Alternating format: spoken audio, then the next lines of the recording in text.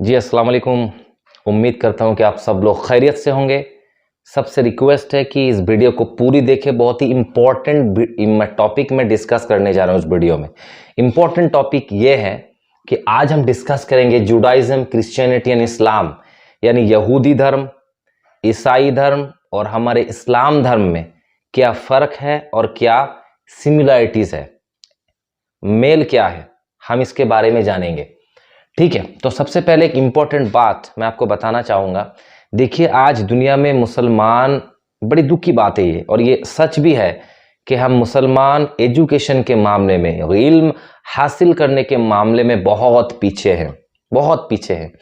क्योंकि मुसलमान का एजुकेशन में ध्यान ही नहीं है, मुसलमानों का ध्यान किसी और तरफ है। इसीलिए मुसलमानों को आज डिसरेस्पेक्ट किया जा रहा है, रेस्पेक्ट नहीं देता है इंसान। मुसलमान को जिल्लत का सामना करना पड़ रहा है। इसका रीज़न क्या है? सिर्फ हम इसका रीज़न यही समझते हैं कि हम एजुकेशन से पीछे हैं। ना हम कुरान पढ़ते हैं और ना हम दुनियावी जो इल्म है उसको सही तरीके से हासिल करते हैं। और देखिए ना, आप अगर आपके पास अगर सही इल्म ना हो तो आप दुनिया के साथ लड़ नहीं सकते। आज की इस दुनिया में सबसे बड़ा अगर हथियार कोई माने कुछ है तो वो क्या है? इल्म है। इल्म हासिल अगर आप ना करें तो आप लड़ नहीं सकते दुनिया के मामले में, बहुत पीछे रह जाएंगे। पीछे है भी हम मुसलमान। तो आज इस टॉपिक के बारे में जानना ज़रूरी है, थोड़ा जानिए। ये जो यहूदी इज़राइल और पैलेस्टीन में जो वार चल रहा है, इज़राइल में जो लोग रहते हैं वो लोग यहूदी है, उन लोग का धर्म हम के बारे में हम लोग को पता ही नहीं है। वो लोग भी मूसा अलैहिस्सलाम को मानते हैं। ईसाई धर्म के बारे में हम लोगों को कुछ पता नहीं है। ईसाई जो लोग हैं, क्रिश्चियंस, वो लोग भी तो ईसा अलैहिस्सलाम को मानते हैं। और सबसे बड़ी बात है कि हमें हमारी धर्म के बारे में भी नॉलेज नहीं है। 90% लोगों को कुरान के बारे में नहीं पता, हदीस के बारे में नहीं पता। मुसलमान ना कुरान पढ़ते हैं, ना हदीस पढ़ते हैं, ना साइंस पढ़ते हैं, ना ठीक से इल्म हासिल करते हैं। तो चलिए डिस्कस करते हैं। मैं कोशिश करता हूँ समझाने की आपको थोड़ा बेसिक कॉन्सेप्ट, बेसिक जो नॉलेज क्या है इन तीनों धर्म।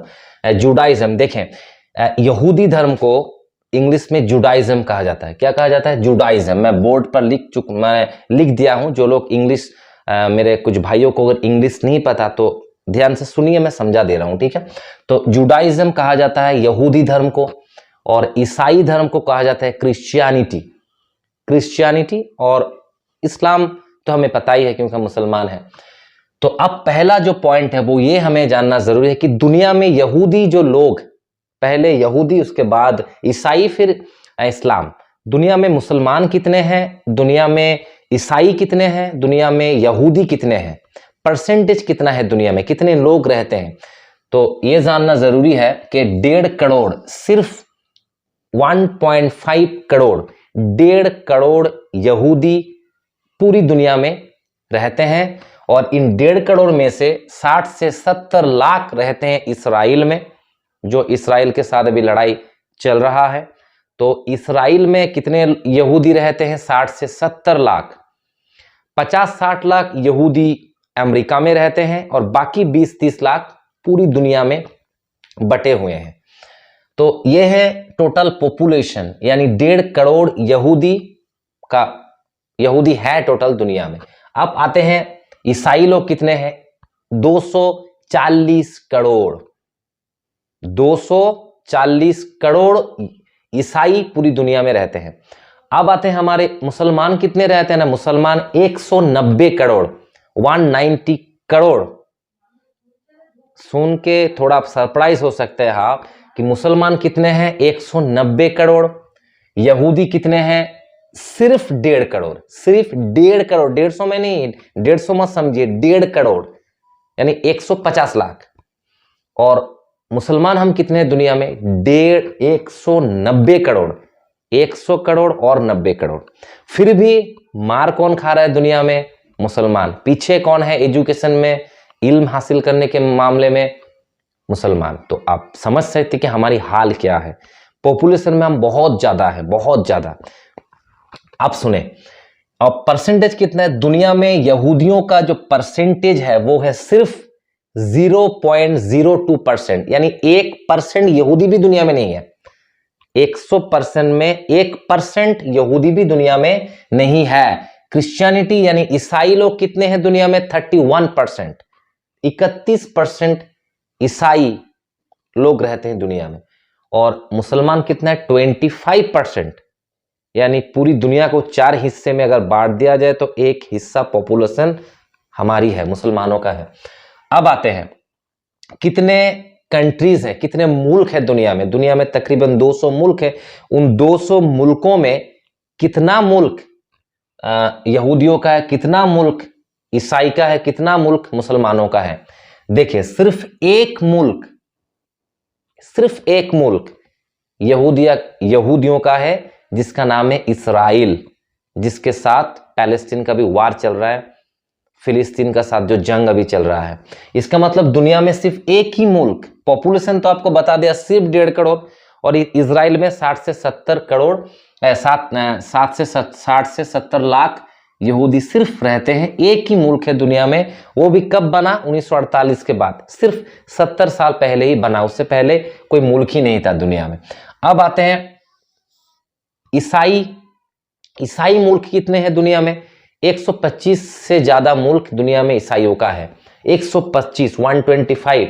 मुसलमानों का मुल्क कितना है दुनिया में? 49 प्लस, 50 से भी ज्यादा।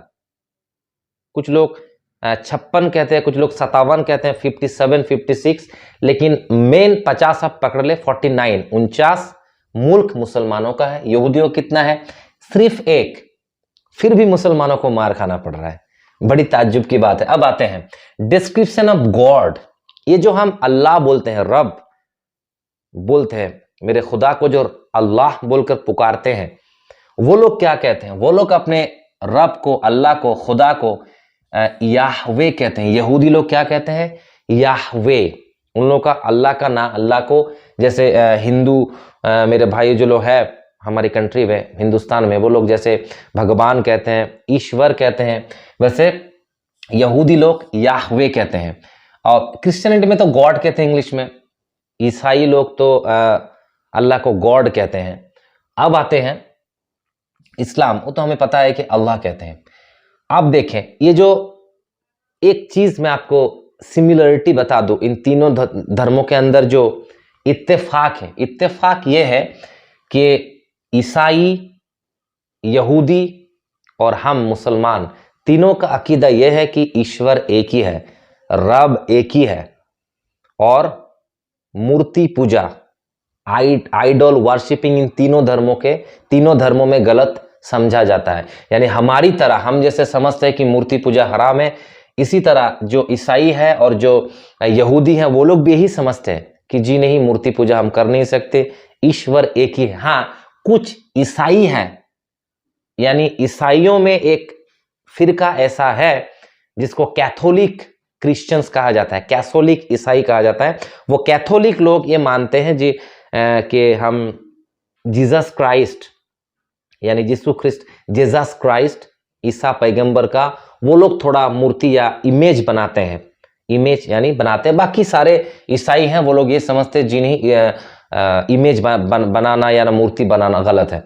अब आते हैं कि मेन प्रॉफिट क्या है, मेन पैगंबर क्या है, कौन सा पैगंबर को वो लोग मानते हैं? जुडाइज्म यानी यहूदी धर्म में यहूदी जो लोग हैं वो लोग जिस नबी को मानते हैं उनका नाम है मोजेस। मोजेस का मतलब पता है? मोजेस का मतलब मूसा अलैहिस्सलाम।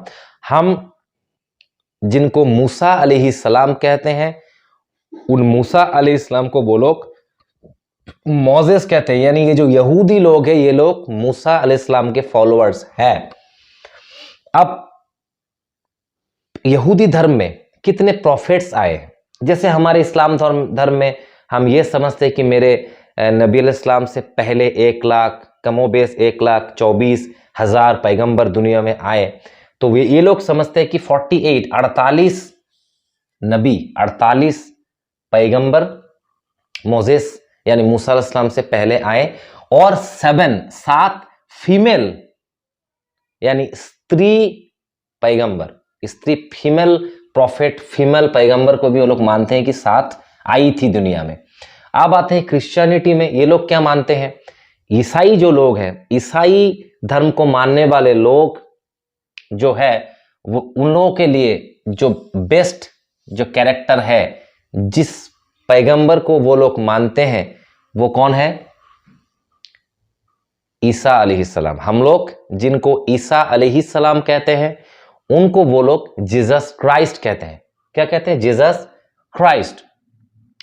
और हम लोग कहते हैं ईसा पैगंबर, ईसा नबी। वैसे ही प्रॉफिट का जो कॉन्सेप्ट है कि कितने पैगंबर ईसा अलैहिस्सलाम से पहले आए थे, तो बाइबल के अनुसार, बाइबल के अकॉर्डिंग वो लोग ये समझते हैं कि 23 यानी 23 पैगंबर ईसा अलैहिस्सलाम से पहले, जीसस क्राइस्ट से पहले इस दुनिया में आया, यही वो लोग समझते हैं। अब तो इस्लाम के बारे में हमें तो पता ही है कि हमें हदीसों में यह आया कि 1,24,000 पैगंबर दुनिया में आए। अब आएंगे सैक्रेड बुक्स के पाक किताब कौन सी है, कौन सी किताब को, जैसे हम कुरान को मानते हैं, पहले हम हमारी बात कर ले, हमारे लिए तो सबसे बेस्ट और जो सैक्रेट यानी पाक जो किताब है वो अल कुरान है और हदीस है। हदीस को मानते हैं और मेन स्ट्रीम में पहले कुरान, बाद में मेरे नबी की हदीस। और हमारे लिए पवित्र तो इंजिल भी है, ज़बूर भी है, तौरा भी है। जैसे कुरान में आया, इंजिल ईसा अलैहिस्सलाम पर उतारा गया, ज़बूर तो दाऊद अलैहिस्सलाम पर उतारा गया, और मूसा तौरा तो मूसा अलैहिस्सलाम पर उतारा गया। इन सारे किताबों को वो लोग भी मानते हैं, बता रहे हैं। अब आते हैं जुडाइज्म यानी यहूदी लोग। यहूदियों के लिए कौन सा किताब है जो पवित्र है यानी पाक है? वो लोग जिस किताब को मानते हैं, वो लोग कहते हैं हिब्रू बाइबल कहा जाता है। हिब्रू बाइबल या तनाख कहते हैं वो लोग, तनाख भी कहते हैं। एक किताब है तनाख और हिब्रू बाइबल, जिसको ओल्ड टेस्टामेंट भी कहा जाता है। ओल्ड टेस्टामेंट का जो सेट ऑफ 24 ओल्ड टेस्टामेंट के कुछ हिस्सा है, कुछ हिस्से को वो लोग मानते हैं, जो कौन सा लैंग्वेज में? हिब्रू में है। लैंग्वेज क्या है, भाषा क्या है? वो क्या है ना, हिब्रू है। और जैसे हमारे अकीदा यह है कि मूसा अलैहिस्सलाम पर जो किताब नाजिल हुई थी, उस किताब का क्या नाम है? तौरात है। तो तौरात को ही वो लोग हिब्रू बाइबल कहते हैं या ओल्ड टेस्टामेंट या तनाक कहते हैं। अब आते हैं क्रिश्चियनिटी पर कि ईसाई कौन सा किताब को मानते हैं। ईसाइयों के लिए जो सबसे पाक किताब ये है बाइबल, मेनली जिसको आप न्यू टेस्टामेंट कहा जाता है। इंग्लिश में क्या कहा जाता है? New testament. गूगल में अगर सर्च करें तो मिल जाएगा। एक्चुअली बाइबल कहा जाता है। और ओल्ड टेस्टामेंट यानी तौरात को भी वो लोग थोड़ा बहुत मान लेते हैं। और ये बाइबल जो है, ये बाइबल इंजिल है, लेकिन बिगाड़ दिया गया है बाद में। जैसे ईसा अलैहिस्सलाम पर ये इंजिल को अल्लाह ने उतारा था, मगर बाद में ये लोग बाइबल बोलकर पुकारते हैं और कुछ हिस्सा इन लोगों ने ऐड किया अपनी तरफ से।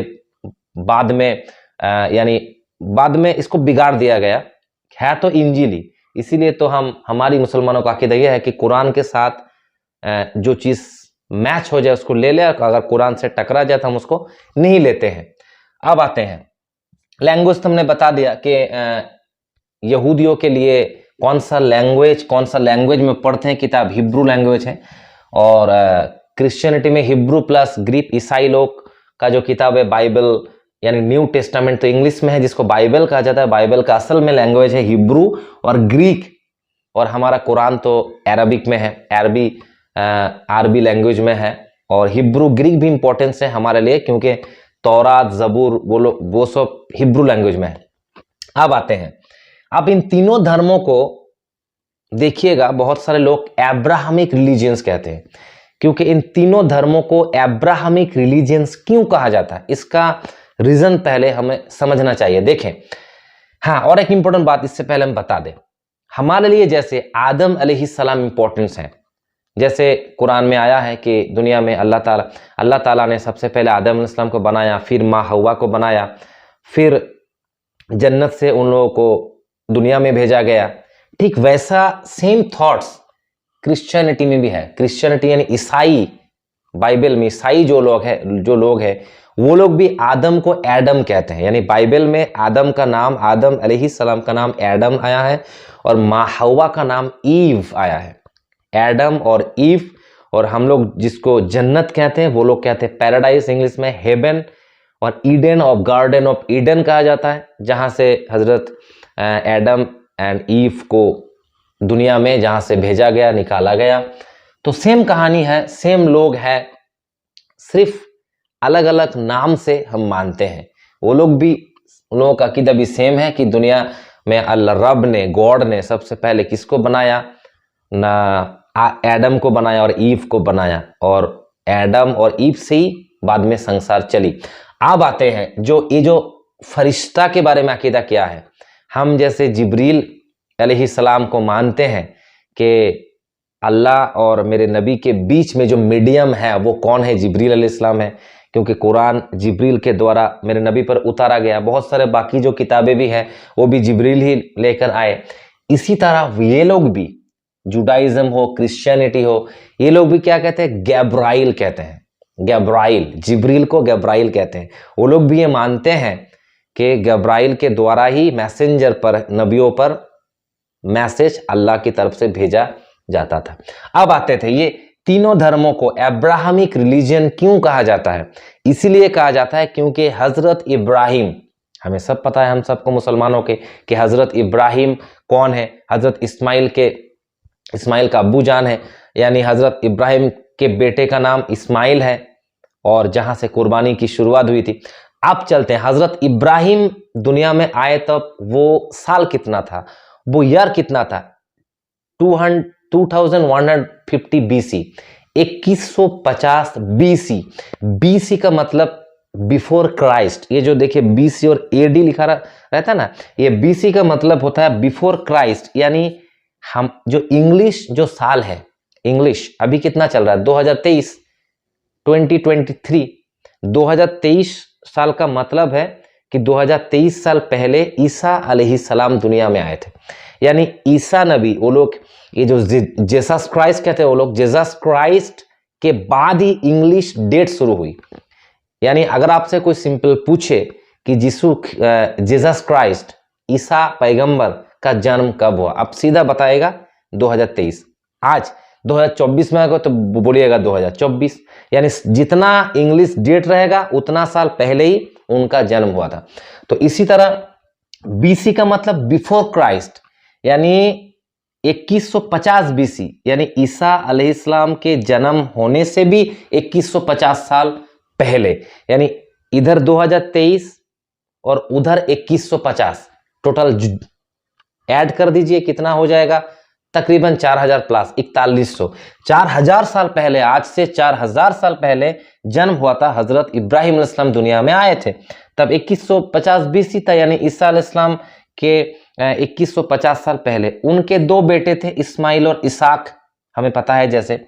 और सबसे इंपॉर्टेंट बात, हजरत इब्राहिम, देखे अभी जो टॉपिक चल रहा है कि ये जो फिलिस्तीन का जो एक सिटी है पैलेस्टीन का, जेरूसलेम, इस जेरूसलेम सिटी को यहूदी भी मानते हैं, ईसाई भी मानते हैं, हम मुसलमान भी मानते हैं। इसका वजह इस मैप को समझ लीजिए, आपको पता चल जाएगा। इसलिए इंपॉर्टेंस है क्योंकि हजरत इब्राहिम को यहूदी भी मानते हैं, ईसाई भी मानते हैं, और हम तो मानते ही हैं। यानी और क्यों मानते हैं, देखिए हजरत इब्राहिम का इंतकाल, डेथ कहाँ हुआ था, जेरूसलेम सिटी में, हेब्रोन, जिस जगह का नाम है हेब्रोन, उस जगह का नाम है हेब्रोन में जन्म हुआ था, सॉरी इंतकाल हुआ था। अजान हो रही है, थोड़ी देर बाद बता रहा हूं। ठीक है, आप शुरू करते हैं। देखिए, तो हजरत इब्राहिम अलैहिस्सलाम के दो बेटे थे, एक इस्माइल और इसाक। क्लियर। इसाक को यहूदी लोग आइजैक कहते हैं, यानी हजरत इब्राहिम अलैहिस्सलाम को लोग मानते हैं, उनके जो दो बेटे थे उनका इस्माइल और इसाक को वो लोग कहते हैं आइजैक। आप हजरत इस्माइल को हम छोड़ देते हैं, इस तरफ आइए, यानी हजरत इसाक से चलेंगे। हजरत इसाक के बेटे थे हजरत याकूब को वो लोग जेकोब कहते हैं, यहूदी लोग क्या कहते हैं, जेकोब।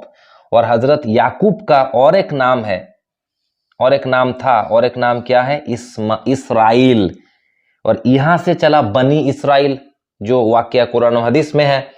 तो बनी इसराइल, ये जो 12 जो बेटे हुए, यानी हजरत याकूब के, जिसको यहूदी लोग जेकोब कहते हैं, यानी इसराइल के 12 बेटे हुए। तो 12 बेटे को बनी इसराइल कहा जाता है। और इन बनी इसराइल में इन 12 जो बेटे थे, इन 12 बेटों में एक बेटे का नाम था यहूदा, जुडा, समझ रहे हैं? यहूदा। और यहूदा को जो लोग मानते थे, उन लोगों को यहूदी कहा जाता है। यहां से शुरू हुआ यहूदी नाम, यहूदी नाम का कॉन्सेप्ट 1600 बीसी, यानी 1600 बीसी माने 1600 ईसा पूर्व, ईसा अलैहिस्सलाम के जन्म होने से 1600 साल पहले, आज से 36 या 3700 साल पहले, यहूदा, जिसको जुडा का कहा जाता है। ये लोग क्या कहते हैं? यहूदी लोग जुडा, इसलिए उन लोगों का धर्म को देखिए जुडाइज्म कहा जाता है। ये यहूदा से यहूदी, जुडा से जुडाइज्म। क्लियर हुआ? आप यहूदी परिवार में, यहूदी घराना में जन्म किसका हुआ? मूसा अलैहिस्सलाम का। मूसा अलैहिस्सलाम को वो लोग क्या कहते हैं? मोजेस कहते हैं। क्लियर? जन्म कब हुआ? 1300 बीसी, 1300 ईसा पूर्व में, यानी ईसा अलैहिस्सलाम के 1300 साल पहले। क्लियर हुआ? कहां जन्म हुआ? इजिप्ट में। इजिप्ट मतलब पैलेस्टीन के आसपास, पैलेस्टीन के बगल में, पैलेस्टीन के पड़ोस में कंट्री है इजिप्ट। इंतकाल कहाँ हुआ? जॉर्डन में, वो भी पैलेस्टीन के पड़ोस में।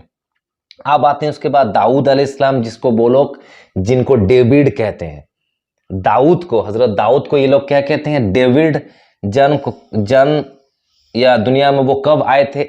1000 ईसा पूर्व, यानी ईसा अलैहिस्सलाम के 1000 साल पहले।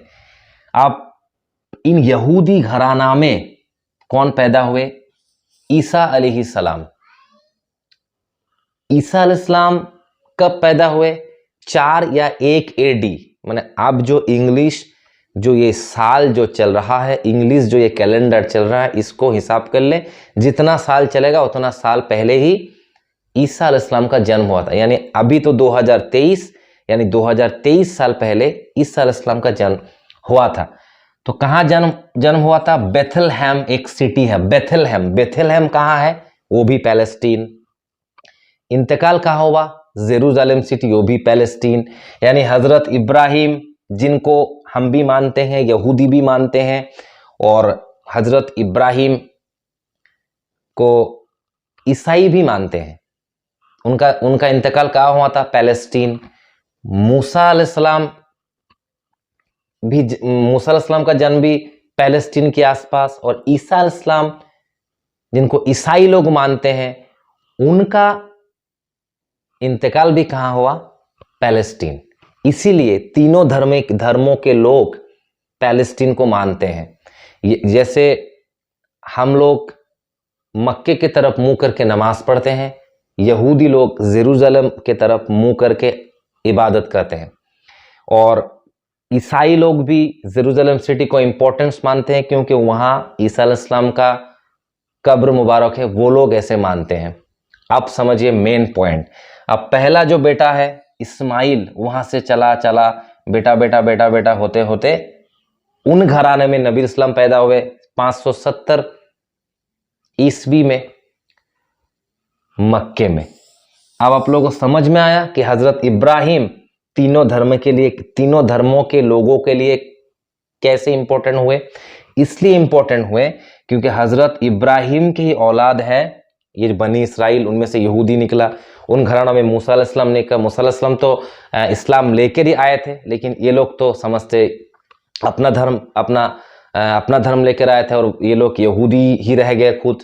बाद में यहूदी घराने में ईसा अलैहिस्सलाम आए, वो भी इस्लाम लेकर आए, लेकिन ये लोग इंजील को बिगाड़ कर ये लोग बना दिया बाइबल, कुछ अपना पॉइंट ऑफ व्यू, कुछ ना अपने तरफ से पादरियों ने कुछ लिखकर अलग हिस्सा बना दिया, फिर वो लोग अलग बन गए। यानी मूल एक ही है, हजरत इब्राहिम। वो कौन थे? मुसलमान, इस्लाम लेके आए। बाद में नबियों को, जब नबी दुनिया से चले गए, मूसा अलैहिस्सलाम जाने के बाद ये लोग खुद यहूदी रह गए। ईसा इस्लाम जाने के बाद ये लोग ईसाई रह गए। मूल एक ही है, लेकिन बाद में सब फिरकों में अलग अलग धर्म बनाकर बैठ गया। अब आते हैं और एक इंपॉर्टेंट बात है, मैं एक बात आपको बता रहा हूं, मेरी लैंग्वेज ना हिंदी है ना उर्दू है, मैं दिन भर बांग्ला ज़ुबान में ही बात करता हूं, इसलिए बहुत तकलीफ हो रहा है मुझे हिंदी या उर्दू बोलने में। लेकिन आप लोग थोड़ा कोऑपरेट करिए, समझने की कोशिश करिए मैं क्या बताना चाह रहा हूं, इसीलिए मैं बोर्ड में लिख कर बता रहा हूं ताकि आप लोग को समझ में आ जाए। टूटी बिटी हिंदी या उर्दू में जो भी मैं नॉलेज, एक्चुअली मेरा दूसरा भी चैनल है बांग्ला में, जहाँ मैं और भी अच्छी तरीके से बांग्ला में समझाता हूँ। लेकिन ये भी मैं समझता हूँ कि मेरा भाई जो लोग हैं इस चैनल में, बहुत सारे फॉलोअर्स है, वो लोग तो, उन लोगों को तो बांग्ला या उर्दू नहीं, बांग्ला या इंग्लिश तो खूब बहुत अच्छे तरह से नहीं पता, इसलिए मैं कोशिश कर रहा हूँ टूटी बूटी हिंदी या उर्दू में आप लोगों को समझाने की। कोऑपरेट करिए, समझने की कोशिश करिए, ऐसा नहीं कि आप लोग समझ नहीं पा रहे हैं, कुछ तो आप लोग समझते होंगे। अगर थोड़ा कोऑपरेट कर ले तो आप लोग समझ रहे हैं मैं क्या बताना चाह रहा हूँ। हाँ, गालियाँ मत दीजिएगा मेरी लैंग्वेज के लिए, मेरी भाषा के लिए, I am sorry for that. But मैं जो कोशिश कर रहा हूँ और बात एक ही कहूँगा मेरे भाई, मुसलमानों को इल्म हासिल करना है। हम मुसलमान अगर इल्म हासिल ना करें तो हम लोग बहुत पीछे चल जाएंगे। दुनिया में बड़े बड़े बिजनेसमैन सब यहूदियों का है, बड़े बड़े यूनिवर्सिटीज यहूदियों का, बड़े बैंक का ऑनर कौन है, यहूदियों का है। हमारे पास 50 से ज़्यादा मुल्क है, लेकिन एक यहूदी मुल्क सिर्फ इजराइल, फिर भी हम लोग को मार पड़ रही है। इसका मतलब कुछ खामियां हमारी अंदर है अभी दुनिया में। हम ना इस्लाम को फॉलो करते हैं, ना सुन्नत को फॉलो करते हैं, ना कुरान पढ़ते हैं, और ना ही दुनियावी एजुकेशन लेते हैं। कुछ लोग को हम भेज देते हैं मदरसा, जिन लोगों को ना साइंस का नॉलेज रहता है, ना इंग्लिश पढ़ना आती है, और कुछ लोग को हम भेज देते हैं डॉक्टर इंजीनियर बनाने, वो लोग को दीन के बारे में नॉलेज नहीं है। भाई दीन और दुनिया दोनों को साथ में लेकर चलना पड़ेगा आपको। आप देखिए कुरान में बहुत सारे ऐसा आयत है जो साइंस की तरफ इशारा करता है। तो अगर आपको थोड़ा बहुत इंग्लिश, बांग्ला या हिंदी के बारे में नॉलेज ना हो, या आपका दुनियावी इल्म के बारे में नॉलेज ना हो, पढ़ाई ना हो, तो आप साइंस के आयत को समझेंगे कैसे? ठीक है, तो दोनों तरफ मेंटेन करके हमें आगे बढ़ना है, हमको खुद को सुधारना है, और अपने बच्चों को पढ़ाइए, खूब पढ़ाइए, तकलीफ उठाकर भी पढ़ाइए, अदरवाइज हम लोग आगे नहीं बढ़ सकते। मुसलमानों को बहुत मेहनत करना है मुसलमानों को भी, क्योंकि मुसलमान एजुकेशन में बहुत पीछे हैं, बहुत।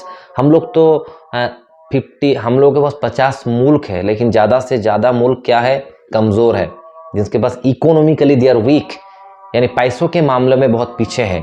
और ये देखें ना, यहूदी जितने भी लोग हैं वो लोग पैसों के मामले में आगे निकल चुके हैं, वो लोग एजुकेशन के मामले में भी आगे निकल चुके हैं, और यूनिटी उन लोगों का ना जो बड़ा चीज़ है वो यूनिटी, वो लोग एक दूसरे के बारे में सोचते हैं, और हम मुसलमान एक दूसरे के बारे में नहीं सोचते हैं। सोचना चाहिए। देखिए हदीस में तो ये भी आया ना कि मुसलमान तब तक मुसलमान नहीं जब तक अपने भाइयों के बारे में ना सोचे। भाई मतलब अपना भाई नहीं, मुसलमान भाई के बारे में ना सोचे। और ये चीज़ यहूदियों में बहुत अच्छा है, वो लोग अपने भाई के बारे में सोचते हैं। हर 1.5 करोड़ जो यहूदी हैं उन लोग के पास सबको अपना भाई मानते हैं, लेकिन हमारे पास 190 करोड़ यहूदी है, मुसलमान है, लेकिन हम लोग फिर भी एकजुट में नहीं रहते हैं। सिया, सुन्नी, देवबंदी, वहाबी, बरेलवी, कब तक यार? हर कोई आकर मारेगा हमको, हर कोई आएगा हम लोग को मारेगा, और हम लोग के पास ना यूनिटी है, ना कुछ है, ना एजुकेशन है, ना लड़ सकते हम, मार खाना ही पड़ेगा। इसलिए अपने बच्चों को पढ़ाइए, तकलीफ बहुत मेहनत करिए, बच्चों को पढ़ाइए, बड़ा बड़ा सपना देखिए, बच्चों को डॉक्टर बनाइए, इंजीनियर बनाइए। सिर्फ मौलाना नहीं, मौलाना डॉक्टर, मौलाना भी बनाइए, डॉक्टर भी बनाइए। सिर्फ आप हाफिज नहीं, हाफिज भी बनाइए, इंजीनियर भी बनाइए। हाँ, सिर्फ कारी नहीं, आप कारी भी बनाइए और बिजनेसमैन भी बनाइए। ज़रूरत है मुसलमानों के पास, बहुत पैसों की ज़रूरत है। पैसा अगर आपके पास ना हो तो आप कुछ नहीं कर सकते दुनिया में। पैसा इंपॉर्टेंट है, पैसा इंपॉर्टेंट है, इसलिए तो ज़कात को फ़र्ज किया गया है। ज़कात क्यों फ़र्ज किया गया है? अगर पैसा इंपॉर्टेंट ना होता तो ज़कात को फ़र्ज किया ही नहीं होता रब ने। ठीक है, मैं ज़्यादा नहीं बोलूँगा, जस्ट यही कहूँगा कि कभी कभी मैं आऊँगा, कुछ नॉलेज आपको देने की कोशिश करूँगा जो मैं बांग्ला चैनल में देता हूँ। टूटी बूटी लैंग्वेज में, हिंदी उर्दू में आप लोगों को समझाने की कोशिश करूँगा। अच्छा लगे तो शेयर करिए और दुआ करिए ताकि मैं और भी बेहतर तरीके से आप लोगों को समझा पाऊँ। अस्सलाम वालेकुम।